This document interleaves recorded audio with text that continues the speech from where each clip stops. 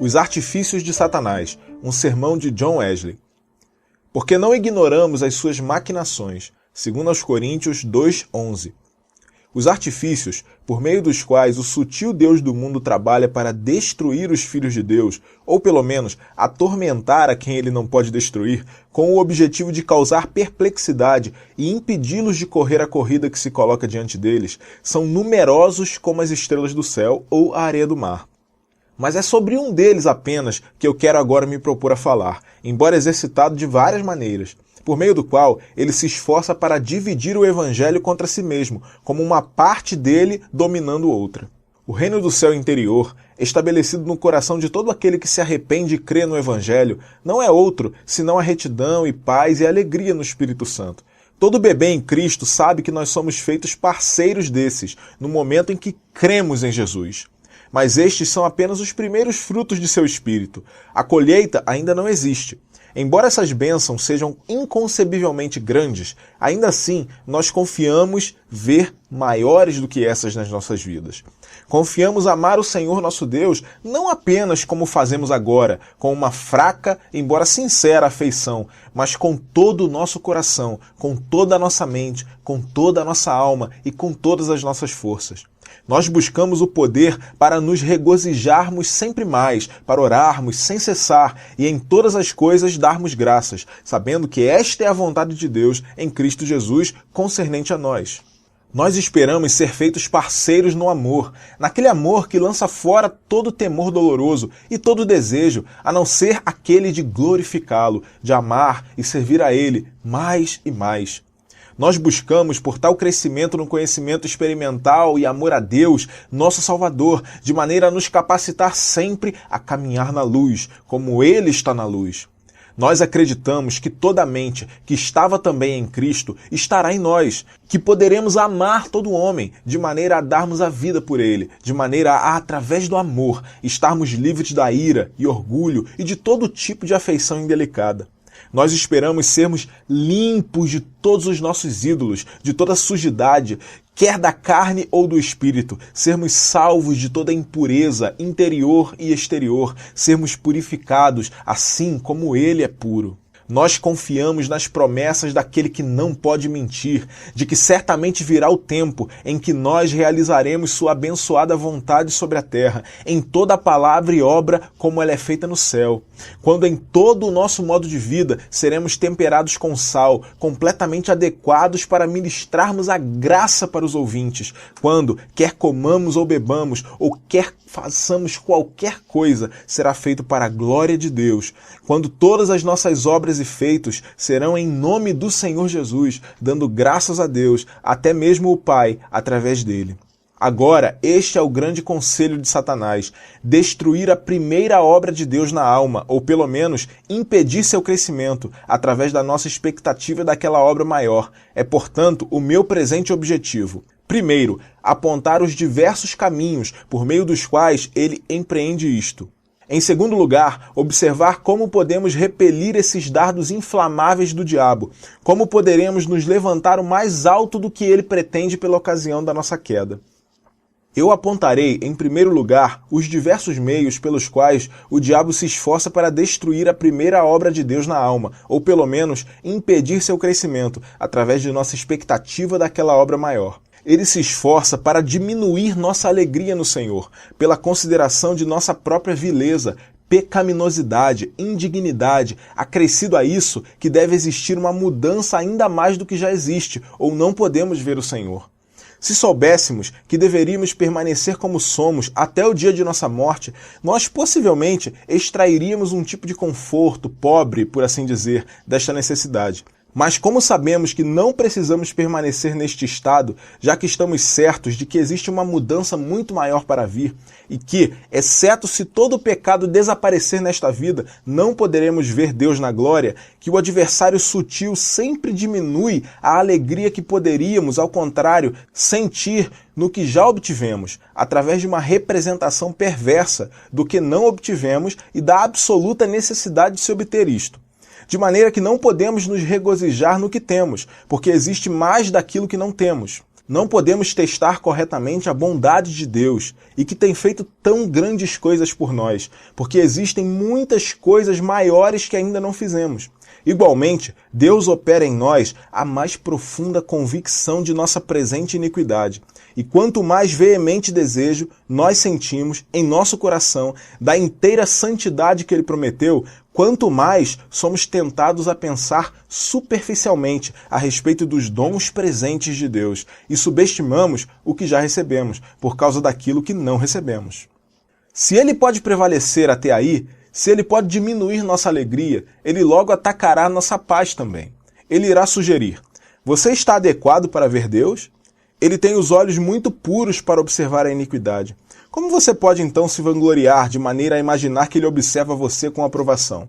Deus é santo, você não. O que de comum tem a luz com a escuridão? Como é possível que você, impuro como você é, esteja em um estado de aceitação com Deus? Você vê de fato a marca, o prêmio de seu auto-chamado, mas você não vê que Ele está tão distante?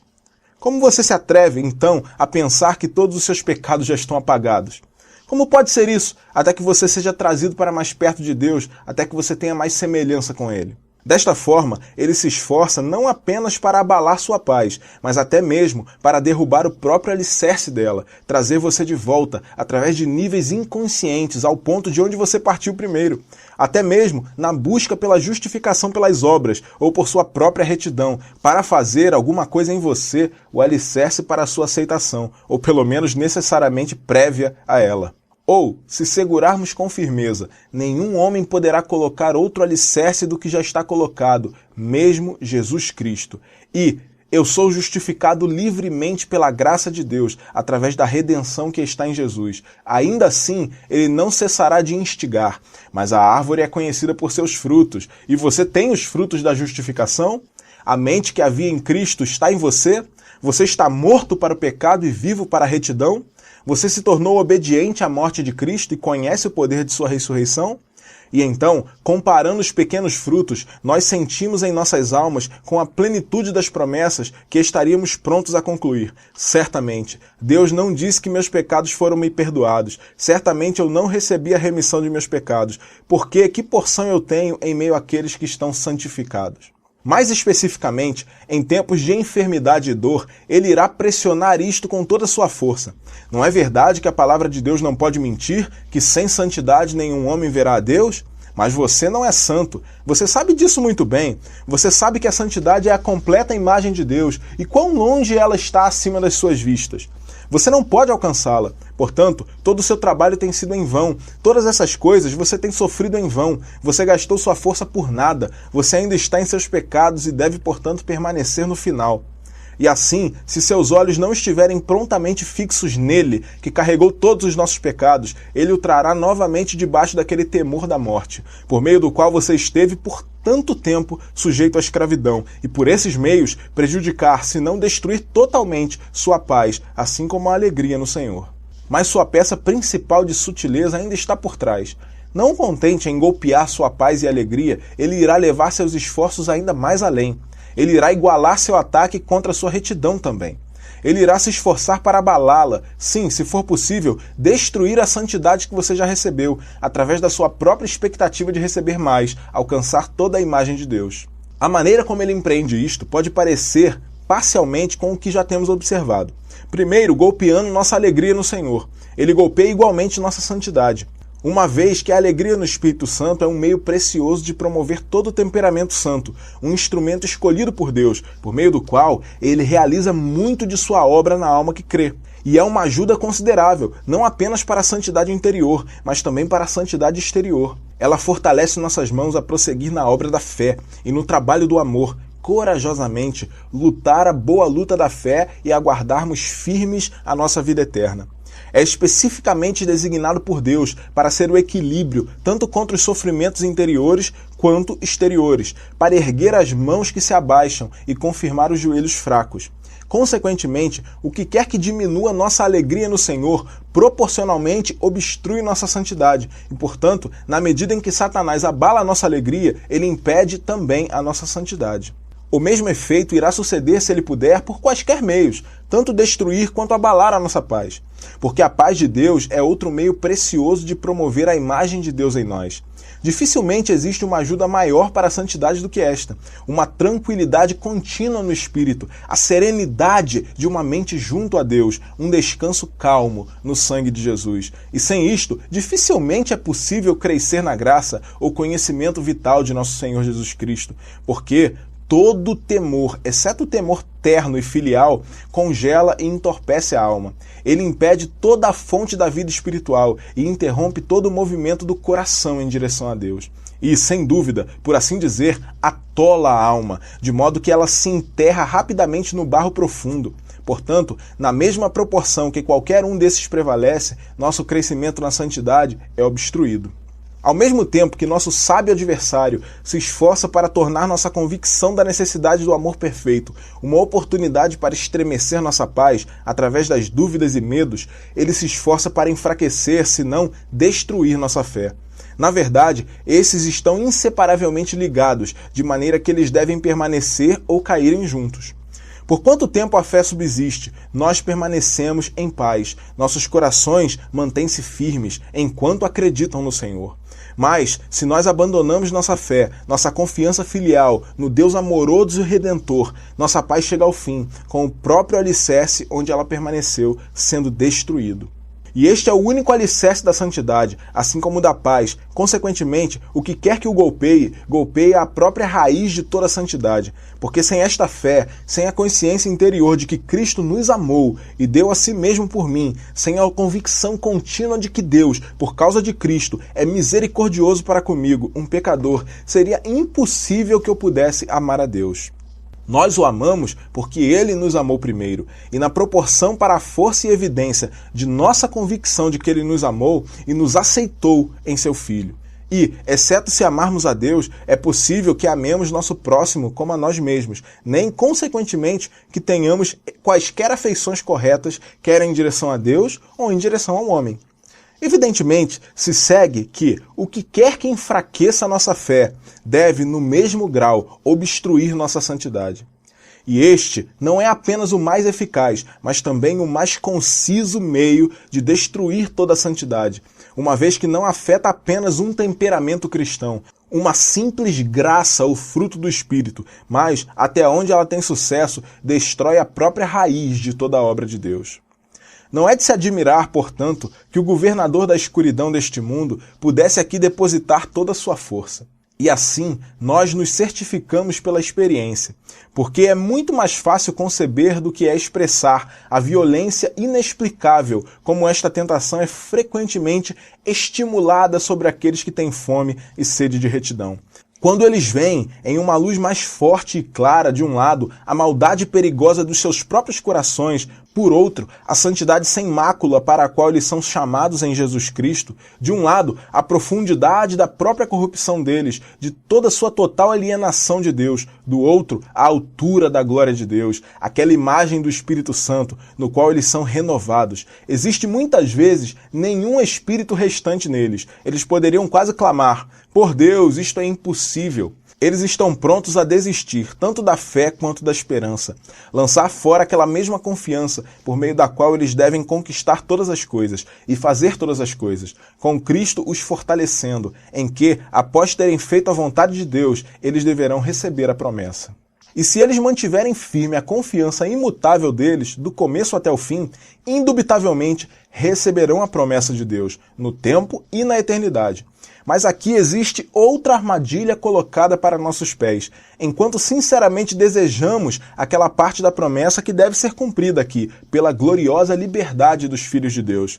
Podemos ser levados, de maneira insensata, da consideração da glória que deverá ser revelada dali adiante. Nossos olhos podem ser insensivelmente desviados daquela coroa que o justo juiz prometeu dar naquele dia a todos que amam sua vinda. E podemos nos afastar da visão daquela herança incorruptível que está reservada no céu para nós. Mas isto também seria uma perda para nossas almas e uma obstrução à nossa santidade, porque caminhar na visão contínua de nosso objetivo é uma ajuda necessária para corrermos a corrida que se coloca diante de nós. Foi a consideração pela recompensa do prêmio que no passado encorajou Moisés preferivelmente a sofrer aflição com o povo de Deus do que desfrutar os prazeres do pecado por um tempo, considerando a reprovação de Cristo uma riqueza maior do que todos os tesouros do Egito. Mais do que isso, é dito expressamente de alguém maior do que ele, que por causa da alegria colocada diante dele, ele suportou a cruz e desprezou a vergonha, até que se sentou à direita do trono de Deus. De onde podemos facilmente concluir o quanto é mais necessário para nós a visão daquela alegria diante de nós, para que possamos suportar qualquer que seja a cruz que a sabedoria de Deus coloca sobre nós e nos pressionarmos através da santidade para a glória. Mas enquanto estamos tentando alcançar isto, e também aquela gloriosa liberdade que é prévia a ela, podemos correr o risco de cair em outra armadilha do diabo, na qual ele trabalha para confundir os filhos de Deus. O nos preocuparmos em demasia com o amanhã, de maneira a negligenciarmos o aprimoramento do hoje. O esperarmos de tal forma pelo amor perfeito, de modo a não usarmos o que já temos espalhado em nossos corações. Não existe falta de exemplos daqueles que têm sofrido grandemente por conta disso.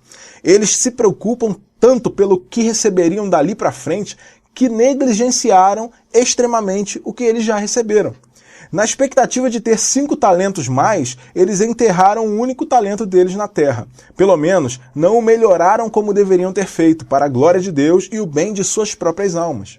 Desta forma, o sutil adversário de Deus e do homem se esforça para tornar nulo o conselho de Deus, dividindo o evangelho contra si mesmo e fazendo com que uma parte dele destrua a outra, enquanto a primeira obra de Deus na sua alma é destruída pela expectativa de sua obra perfeita. Nós temos visto diversas maneiras em que ele tenta isso, removendo, por assim dizer, as fontes da santidade.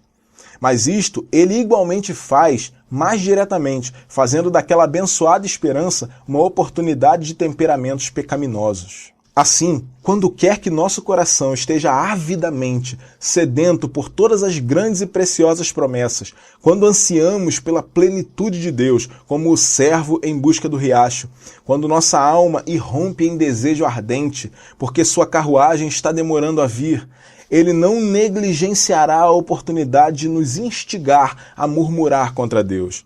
Ele usará de toda a sua sabedoria e toda a sua força, se por acaso, em uma hora descuidada, possamos ser influenciados a nos queixarmos de nosso Senhor pela demora da sua vinda. Pelo menos, ele trabalhará para estimular alguns graus de irritação ou impaciência, e talvez de inveja daqueles a quem acreditamos já ter alcançado o prêmio do nosso alto chamado. Ele bem sabe que, dando oportunidade a alguns desses temperamentos, nós demolimos a própria coisa que construímos, seguindo em busca da santidade perfeita, tornamo-nos mais pecaminosos do que antes. Sim, existe um grande perigo de nosso último estado ser pior do que o primeiro, como aqueles dos quais o apóstolo fala nessas terríveis palavras. Teria sido melhor que eles nunca tivessem conhecido o caminho da retidão, do que, depois de a conhecerem, voltarem atrás do mandamento santo, entregue a eles. E disto, ele espera alcançar outra vantagem, até mesmo produzir um relato prejudicial do bom caminho. Ele está consciente de quão poucos são capazes de distinguir e de quantos não estão dispostos a fazer isso, entre o uso impróprio e a tendência natural de uma doutrina.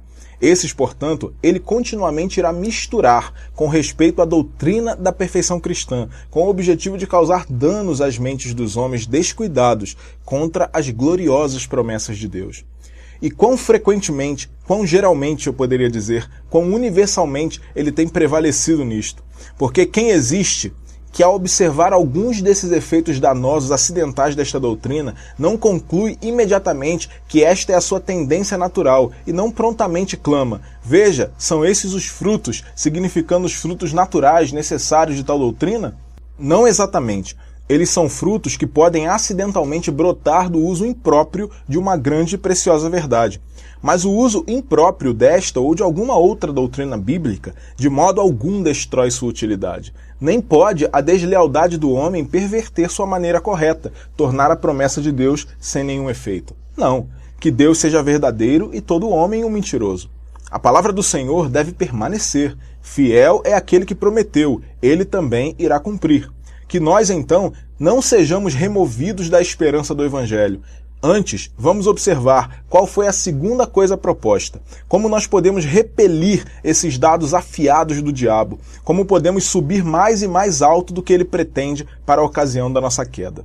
Em primeiro lugar, Satanás não se esforça para diminuir sua alegria no Senhor através da consideração da sua pecaminosidade, acrescido a isto que sem a santidade completa e universal nenhum homem poderá ver ao Senhor. Você pode lançar de volta este dardo sobre a própria cabeça dele, enquanto, através da graça de Deus, quanto mais você sente a sua própria vileza, mais você se regozija na esperança certa de que tudo isso acabará.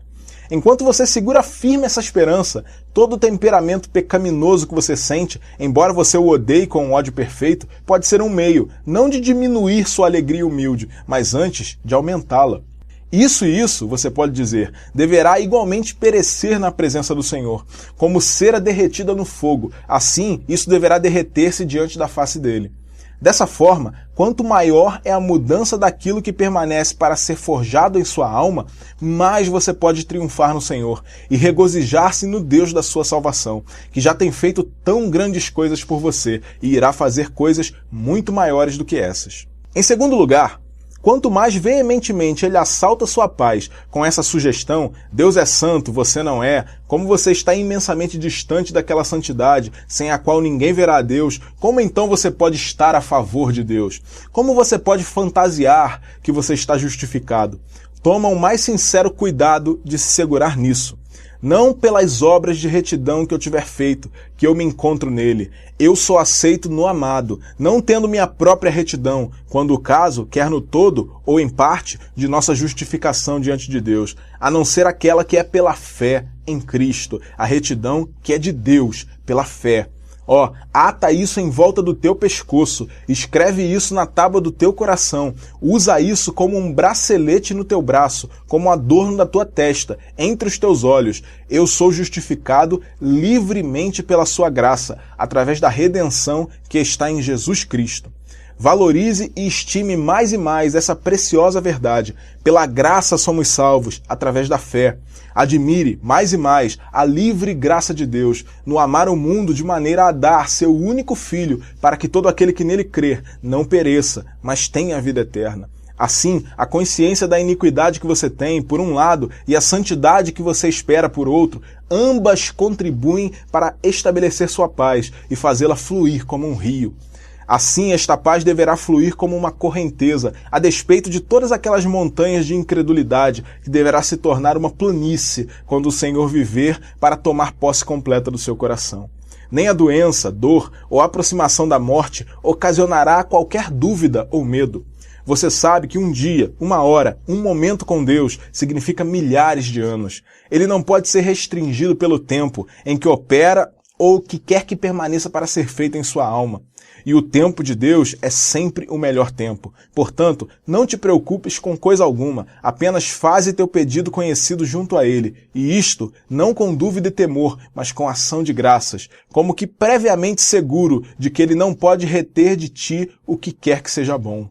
Em terceiro lugar, quanto mais você é tentado a desistir de seu escudo e lançar fora sua fé, sua confiança no amor de Deus, mais cuide de segurar firme o que você já obteve. Quanto mais trabalhe para encorajar o dom de Deus que está em você. Nunca diga essa frase de maneira descuidada. Eu tenho um advogado com o Pai, Jesus Cristo, o justo, e a vida que agora eu vivo pela fé no Filho de Deus, que me amou e deu a si mesmo por mim. Seja essa a tua glória e coroa de regozijo. E cuida que ninguém tire tua coroa. Segura isso firme. Eu sei que meu Redentor vive e deverá estar no último dia sobre a terra. E eu agora tenho redenção em seu sangue, até mesmo o perdão dos pecados. Assim, estando preenchido com toda a paz e alegria em crer, prossiga na paz e alegria da fé para a renovação de toda a tua alma, na imagem dele que criou a ti. Entretanto, clame continuamente a Deus para que você possa ver aquele prêmio de teu alto chamado, não como Satanás o representa, de uma forma terrível, mas em sua beleza nativa genuína. Não como uma coisa que deve ser do contrário, tu deverás ir para o inferno, mas como que pode ser para conduzir-te ao céu. Observa isso como o mais desejável dom que está em todos os depósitos das ricas misericórdias de Deus.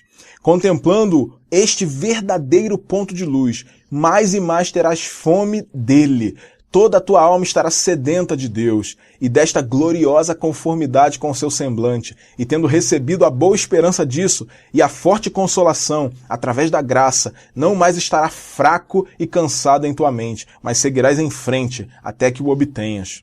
No mesmo poder da fé, prossiga para a glória. Na verdade, este é o mesmo panorama ainda. Deus reuniu desde o começo perdão, santidade e céu. E por que o homem os colocaria de lado? Cuidado com isso. Que nenhuma argola da corrente de ouro seja quebrada. Deus, por causa de Cristo, perdoou-me. Ele está me renovando em sua própria imagem. Brevemente ele me tornará apropriado para si mesmo e me levará para estar diante de sua face. Eu, a quem ele justificou, através do sangue de seu Filho, estando totalmente santificado pelo seu Espírito, rapidamente ascendo para a Nova Jerusalém, a cidade do Deus vivo. Daqui a pouco tempo, e eu virei para a Assembleia Geral e a Igreja do Unigênito e de Deus, o juiz de todos, e para Jesus, o mediador da nova aliança. Quão logo essas sombras fugirão e o dia da eternidade amanhecerá sobre mim. Quão breve eu deverei beber do rio da água da vida, saindo do trono de Deus e do Cordeiro. Lá todos os servos louvarão a ele e verão a sua face, e seu nome estará sobre suas testas. E nenhuma noite existirá lá, e eles não terão necessidade de iluminação ou da luz do sol, porque o Senhor os iluminará e eles reinarão para todo sempre. E se você assim testar da boa palavra e dos poderes do mundo vindouro, você não murmurará contra Deus pelo fato de ainda não estar apropriado para a herança dos santos na luz. Em vez de lamentar por não estar totalmente livre, você deverá orar a Deus para livrá-lo. Você deverá dar glórias a Deus pelo que ele tem feito e ter isso como uma garantia do que ele irá fazer. Você não deverá se voltar contra ele, porque você ainda não está renovado, mas dar-lhe-á graças pelo que você deverá ser, e porque agora a sua salvação de todo pecado está mais perto do que quando você acreditou, pela primeira vez. Em vez de atormentar-se desnecessariamente porque o tempo não chegou completamente, você calmamente e silenciosamente esperará por ele, sabendo que ele virá, e sem demora. Você pode, portanto, mais alegremente suportar até o momento o fardo do pecado que ainda permanece em você, porque ele não permanecerá para sempre, mas algum tempo e ele será retirado. Apenas espera tu no tempo do Senhor. É forte e coloca tua confiança no Senhor, e ele confortará o teu coração. E se alguém lhe parecer partícipe da esperança deles, já feito perfeito no amor, longe de ter inveja da graça de Deus nele, regozije-se e conforte o seu coração. Glorifique a Deus por causa dele. Se algum membro for honrado, todos os membros não deverão se regozijar com ele? Antes de sentir ciúme ou pensar mal a respeito dele, louve a Deus pela consolação.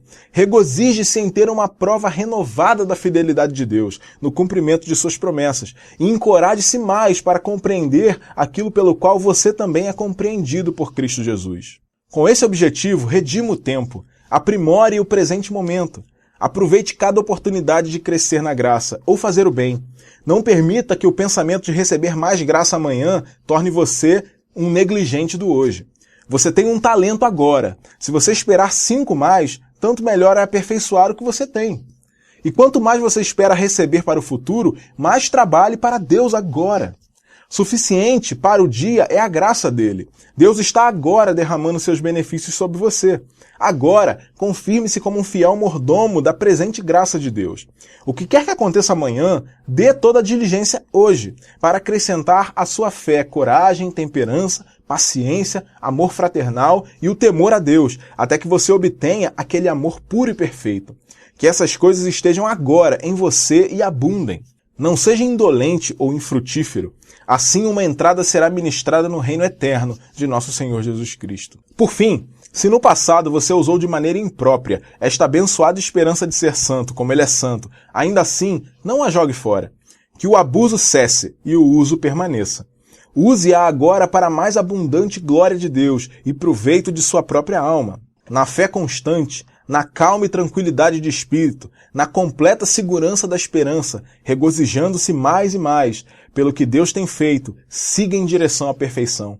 Diariamente, crescendo no conhecimento de nosso Senhor Jesus Cristo e seguindo em frente, de força em força, em resignação, em paciência, em gratidão, humilde pelo que você já obteve e pelo que você deverá correr a corrida que se coloca diante de você, olhando para Jesus, até que, através do perfeito amor, você entre em sua glória.